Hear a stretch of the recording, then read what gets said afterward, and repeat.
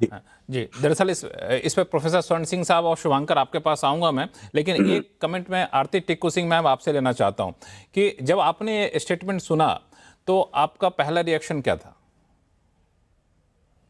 देखिए, मेरा रिएक्शन था कि बहुत अरसे के बाद यूएस और इंडिया में जो टेंशन्स हमने देखे, इनफैक्ट 2025 पूरा साल और ये 1.5 साल से जो हम देख रहे हैं क्राइसिस वाली जो सिचुएशन है, उसमें एक थॉ नज़र आया। एक ये इंडिकेशन आई कि सर्जियो गोर जो है पिछले 1.5 साल से जो स्टिक्स वाला कैरेट्स एंड स्टिक्स का स्ट्रैटेजी प्रेज़िडेंट ट्रम्प अपनाते हैं, उसमें वो एक कैरेट फेंक रहे हैं और वैसा लगा। तो मेरा पहला ये रिएक्शन है। दूसरा ये कि ये कहना कि क्या जो वो कह रहे हैं उसको वॉशिंगटन सपोर्ट करता है कि नहीं। हमें नहीं भूलना चाहिए कि एम्बेसडर सर्जियो गोर जो है वो ट्रम्प के मान लीजिए स्पोक्सपर्सन ही है और रिप्रेजेंटेटिव है। अ, वो सिर्फ अपने बलबूते पे कि वो एम्बेसडर है दिल्ली में बैठे हुए और वो ऑटोनोमसली कुछ कहे, मुझे नहीं लगता कि वैसी कोई गुंजाइश है किसी भी एम्बेसडर प्रेसिडेंट ट्रम्प के एडमिनिस्ट्रेशन में। ऐसा कुछ ये है नहीं कि ऑटोनोमसली कोई कुछ बोले। तीसरी बात ये है कि जो बड़ा इंडिकेशन जो मिला कि 2019 में जब आर्टिकल 370 रिवोक हुआ, तो उस वक्त आपको याद होगा कि प्रेसिडेंट ट्रम्प की एडमिनिस्ट्रेशन थी यूएस में और उसके बाद वो इंडिया आए। आपको याद होगा कि उनको बहुत सम्मान मिला, बहुत बड़ी उनके लिए सेरेमनीज हुई, बहुत अच्छे से सेलिब्रेट हुए, गुजरात भी गए वो। और उस वक्त हमने देखा कि इनफैक्ट जम्मू कश्मीर को लेकर जो स्टेटस 370 का जो रेवोकेशन हुआ था, उस पर उन्होंने कोई बात नहीं छेड़ी। उनको उनसे सवाल भी पूछे गए थे और उन्होंने मना कर दिया था उस पर टिप्पणी करने से। अ, और अब हम देख रहे हैं 7 साल के बाद उन्हीं के रिप्रेजेंटेटिव्स कश्मीर जाते हैं और इस लंबे अरसे में यूएस का जो कोई ऑफिशियल लेवल पे वॉशिंगटन डीसी जो कैपिटल है, वहां का कोई रिप्रेजेंटेटिव इतने साल गया नहीं कश्मीर। और एक जो वहां पे ओवरऑल अगर हम डेमोक्रेट्स का पोजीशन देखें और उन्होंने लगातार 370 हटाने के टाइम पे भी जो पोजीशन लिया था उसको बरकरार करके रखा हुआ है। आप वेस्टर्न प्रेस लीजिए, अभी भी वही रट लगाए हुए हैं कि ये गलत था आर्टिकल 370 को रिवोक करना। लेकिन हम देख रहे हैं कि सर्जियो गोर के विजिट में कोई बात नहीं हुई आर्टिकल 370 को लेकर, स्टेटस को लेकर। उल्टा उन्होंने ये कहा कि वो इम्पोर्टेंट हिस्सा है। और सबसे बड़ा जो मैं कहती हूँ टेस्ट जो है, बिल्कुल आपने सही कहा कि अगर साउथ एशियन एनवॉय वो पाकिस्तान जाते हैं, क्या वो गिलगित बल्तिस्तान जाएंगे, क्या वो बलूचिस्तान जाएंगे, क्या वो इन दो रीजन्स जहाँ पे बहुत वायलेंस है, कॉन्फ्लिक्ट है और पाकिस्तान मिलिट्री के लिए बहुत बड़ा चैलेंज है, क्या वो इस तरह के बयान दे पाएंगे खुश करने के लिए जनरल आसिम मुनीर को कि पीओके उनका हिस्सा है, बलूचिस्तान उनका हिस्सा है, गिलगित बल्तिस्तान उनका बहुत इंपॉर्टेंट हिस्सा है। क्या इस तरह के स्टेटमेंट्स वो दे पाएंगे? ये देखना भी बाकी है। लेकिन मुझे लगता है ये हमें नजरअंदाज नहीं करना चाहिए कि पिछले 1.5 साल में पाकिस्तान का जो स्टेचर, खासकर आसिम मुनीर का स्टेचर जो ऊपर हुआ, एलिवेट हुआ है, वो हम नजरअंदाज नहीं कर सकते हैं। जितना उनको प्रेसिडेंट ट्रम्प ने काफी लीवे दिया हर इशू को लेकर और उनको जो आदर सत्कार मिला है वॉशिंगटन डीसी में, खासकर अभी जो मक्का पैक्ट हुआ जिसमें पाकिस्तान, टर्की और सऊदी का जो एग्रीमेंट हुआ, उसको भी पूरी सपोर्ट मिली प्रेसिडेंट ट्रम्प की।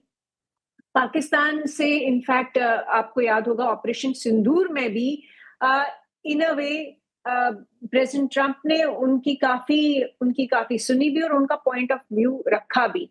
तो अगर हम पूरा बकेट लिस्ट देखें और पूरे दोनों कॉलम्स देखें कि पाकिस्तान को पिछले 1.5 साल में क्या मिला है, उनको ईरान वॉर में जो मीडिएशन की कि एक बहुत बड़ी अपॉर्चुनिटी मिली, उनको जो लोन्स मिले हुए हैं पिछले 2 साल में, वो सब अगर हम देखें तो मुझे नहीं लगता है कि पाकिस्तान कोई बहुत ज़्यादा नाराज़ होने की कोई सिचुएशन में है। सर्जियो गोर का एक स्टेटमेंट ही है, लेकिन रियल टैंजिबल्स में का पाकिस्तान को जोखिम भी। काफ़ी हाँ, प्रॉफ़िट हुआ है पिछले 1.5 साल में। हाँ, तो वो हमें इग्नोर नहीं करना चाहिए। तीसरी बात मैं ये कहूँगी कि ये बिल्कुल हम मानते हैं और हमने हमेशा मेंटेन किया है कि हम थर्ड पार्टी इंटरवेंशन नहीं चाहते हैं किसी भी बायलैटरल इश्यू जो इंडिया पाकिस्तान के कंसर्न में हो, और वो जम्मू कश्मीर हो या कोई और, जी। इंडस वाटर ट्रीटी हो या कोई और हो, उसमें हम मीडिएशन नहीं चाहते हैं यूएस की। लेकिन ये भी हमने देखा पिछले 1.5 साल में कि प्रेसिडेंट ट्रंप ने ऐसी कोई जगह नहीं है प्लैनेट अर्थ पे जहाँ पे उन्होंने इंटरवीन नहीं किया है, और नहीं जहाँ वो किया। इंटरवीन नहीं, हाँ, नहीं कर रहे हो। और जितने भी अभी कॉन्फ्लिक्ट्स है, जितने भी वॉर्स है, जितने भी इश्यूज है पूरी दुनिया में, हाँ। वहां पे उनकी इंटरवेंशन दिख रही है। हालांकि और आपने जो ये आरती मैम, एक बात जो आपने की बड़ा इंपॉर्टेंट है कि ऐसे समय में बयान आया है कि इसको कॉन्टेक्स्ट में देखा जाना चाहिए, माहौल कि आसिम मुनीर पिछले 1.5 साल से बहुत ज़्यादा नज़दीक हो चुके हैं, अमेरिका उसको काफ़ी प्रेफरेंस दे चुका है, और ऐसे में पाकिस्तान नाराज होने का जोखिम नहीं ले सकता, रिस्क नहीं ले सकता। प्रोफेसर स्वर्ण सिंह साहब। देखिए, पाकिस्तान के नजरिए से यदि देखें तो ये मुद्दा दिलचस्प हो जाता है। नहीं तो भारत की नीति तो बिल्कुल साफ है कि इस जो मुद्दा कश्मीर का है वो केवल भारत और पाकिस्तान का मुद्दा है, उसमें तीसरी किसी भी शक्ति का कोई योगदान नहीं चाहिए। और कई बार यहाँ तक भी साफ कर दिया गया कि किसी तीसरी पार्टी का हमें सर्टिफिकेट भी नहीं चाहिए कि कश्मीर जो है वो भारत का अभिन्न अंग है। पहली बात तो ये। अब इसको हम क्यों ध्यान देते हैं इस बयान के ऊपर? वो इसलिए क्योंकि पाकिस्तान ने जैसे रिएक्ट किया है, डिमार्श इशू किया है, स्ट्रांगली कंडेम किया है, उनके विदेश मंत्रालय ने भी इस पर टिप्पणी की है। ये पाकिस्तान खुद कह रहा है कि ये जो एक सेंटेंस सर्जियो गौर ने कहा कि ये इम्पोर्टेंट पार्ट ऑफ इंडिया है, वो पाकिस्तान कह रहा है कि अमेरिका के नीति से ये चीज हटकर है। तो इसलिए शायद हमारी, चाहे वो अकादमिक दिलचस्पी आप उसको मान लें कि विश्लेषण करें कि क्या वाकई है या नहीं है। तीसरी बात, क्या वो पाकिस्तान जाकर ऐसा कह पाएंगे? बिल्कुल नहीं कह पाएंगे, क्योंकि पाकिस्तान नहीं कहता कि कश्मीर उनका अभिन्न अंग है। वो उसको, जिसको हम ऑक्युपाइड कश्मीर कहते हैं, उसको खुद ही वो आजाद कश्मीर कहते हैं। उसका कॉन्स्टिट्यूशनल स्टेटस अलग है। वो शायद कहना मुश्किल होगा वहां जाकर इस तरह की बिल्कुल इसी भाषा में कि ये संभव है। वो जो, जिसको वो ऑक्युपाइड कश्मीर की हम बात करते हैं पाकिस्तान में, वो 6% हिस्सा है, केवल 6% हिस्सा है कुल कुल जम्मू एंड कश्मीर प्रोविंस का, जो इंडिपेंडेंस के टाइम जम्मू एंड कश्मीर था। जो बड़ा हिस्सा है 32%, गिलगिट बाल्टिस्तान, उसकी पाकिस्तान बात नहीं करता। तो सर्जियो गौर यदि जाते भी हैं पाकिस्तान, और कई पहले भी अमेरिकी राजदूत जा चुके हैं उस क्षेत्र में, तो शायद ये उनके लिए कहना बिल्कुल संभव ही नहीं होगा। तीसरी बात, क्या ये इशारा भारत को नहीं बल्कि इशारा पाकिस्तान को है क्या? क्योंकि आप देखें कि जिसको पाकिस्तान ने इस्लामाबाद एमओयू का नाम दिया था, उसके पीछे चीन का बहुत बड़ा हाथ था कि ईरान को उन्होंने कहा था कि बातचीत करें। बहरीन, कतर और ओमान उसमें शामिल थे, तो उसको इस्लामाबाद एमओयू कहा गया। और उसके बाद जिस तरह से अड़चनें बढ़ी हैं और पाकिस्तान की जो क्षमता है उस बातचीत को आगे बढ़ाने की लेकर, उससे लगातार राष्ट्रपति ट्रंप को इतनी झल्लाहट हुई है कि वो करीब 40 बार लगभग कह चुके हैं कि प्रस्तावना और संधि हमारी होने वाली है ईरान के साथ, अगले सप्ताह होगी या हो रही है, वगैरह वगैरह। तो क्या ये संकेत भारत को कम पर पाकिस्तान को ज्यादा है? शायद इसीलिए पाकिस्तान ने इस तरह से रिएक्ट भी किया उस मुद्दे को लेकर। तो मुझे लगता है कि जैसे मेरे साथ दो बड़े वरिष्ठ राजदूत यहाँ हैं, हमेशा हम लोग डिप्लोमेटिक स्टडीज में पढ़ते हैं कि जब भी नीति में कोई परिवर्तन होना होता है तो उससे पहले कूटनीति की शब्दावली बदलती है। ये तीसरी बात कि क्या ये वाकई सोच में कुछ तब्दीली या परिवर्तन आने का एक शुरुआत है, जहां अमेरिका के राजदूत इस तरह की भाषा का इस्तेमाल करते हैं, और यदि खासकर इसको दोहराया जाता है उनके स्तर पर या फिर स्टेट डिपार्टमेंट के किसी दूसरे अफसर के स्तर पर, तो फिर ये संकेत करेगा कि शायद वाकई कुछ इसमें जो नीति है उसमें परिवर्तन होने की संभावना है। मुझे फिलहाल वो कम लगता है। मुझे ये लगता है कि फिलहाल ये संकेत पाकिस्तान के लिए है, और यदि आपने टेलीविजन पर देखा होगा किस तरह से उन्होंने बात की मीडिया पर्सन्स के साथ, संवाददाताओं से बात करते हैं, वो थोड़ा-सा वो ऑफ द कफ या कैजुअल रिमार्क भी उसको आप मान सकते हैं। कोई ऐसे औपचारिक तरह से वो पढ़कर कोई एक तरह से स्टेटमेंट नहीं दे रहे थे उस वक़्त। पर चूँकि पाकिस्तान ने जैसे रिएक्ट किया है, वो हमारी दिलचस्पी भी बढ़ा देता है कि क्या वाक़ई इस तरह की कोई संभावना की जा सकती है, होने वाली है या बिल्कुल, ये नहीं जो होने आपने वाली है। मुझे लगता है हाँ, वो काफ़ी इंपॉर्टेंट पहलू है। पाकिस्तान ने जो रिएक्ट किया वो काफ़ी देखने वाली बात है। शुभांकर, मैं आपके पास आऊँगा, लेकिन एक सवाल एम्बेसडर डोगरा साहब आपसे लेना चाहता हूँ। जहाँ पे प्रोफेसर स्वर्ण सिंह साहब ने छोड़ी है बात को कि मान लिया जाए इस चीज़ को दोहरा देता है वाशिंगटन, थोड़ी देर के लिए मान लेते हैं, तो ये जब इस्टेब्लिश हो जाता है, अमेरिका द्वारा कहना कि नहीं कश्मीर भारत का अहम हिस्सा है, तो भारत के लिए आगे की रणनीति क्या होनी चाहिए? क्योंकि भारत बार बार दोहराता रहा है पिछले कुछ सालों में, आधिकारिक तौर पर दोहराता आ रहा है, रक्षा मंत्री, विदेश मंत्री, कि अब तो हमारा टारगेट है पीओके को अपने में शामिल करना।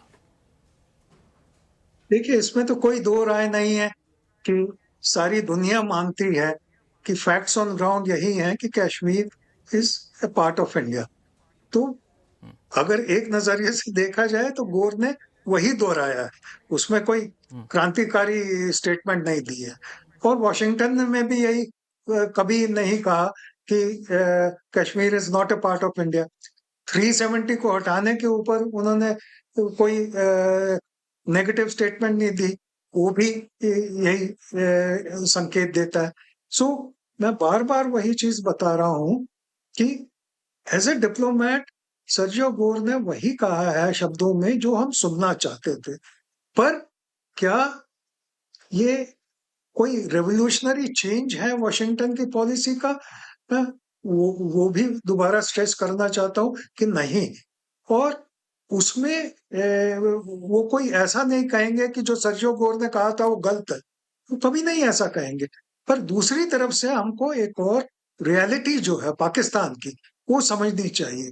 और रियलिटी ये है कि आज दोपहर को पाकिस्तान की नेशनल असेंबली ने एक और एक्ट पास किया है जिसके मुताबिक मुनीर को डिक्टेटोरियल पावर्स वर्चुअली दे दी गई हैं। ये मैं पाकिस्तानी मीडिया को कोट कर रहा हूं, ये मेरी इंटरप्रिटेशन नहीं है। वो किसी भी ऑफिसर को except for the 3 service chiefs, army, navy and air force, किसी भी ऑफिसर को डिसमिस कर सकते हैं, किसी भी ऑफिसर को जितनी मर्जी एक्सटेंशन दे सकते हैं। और सिविलियन कंट्रोल अब रह नहीं गया है किसी भी पार्ट का, या न्यूक्लियर अथॉरिटी या ये मिलिट्री फोर्सेस में। और पाकिस्तानी कमेंटेटर्स का ये है कि अब जो इस एक्ट के बाद मुनीर को मार्शल लॉ लगाने की जरूरत नहीं है, क्योंकि इस एक्ट में सारी पावर्स उसको मिल गई हैं।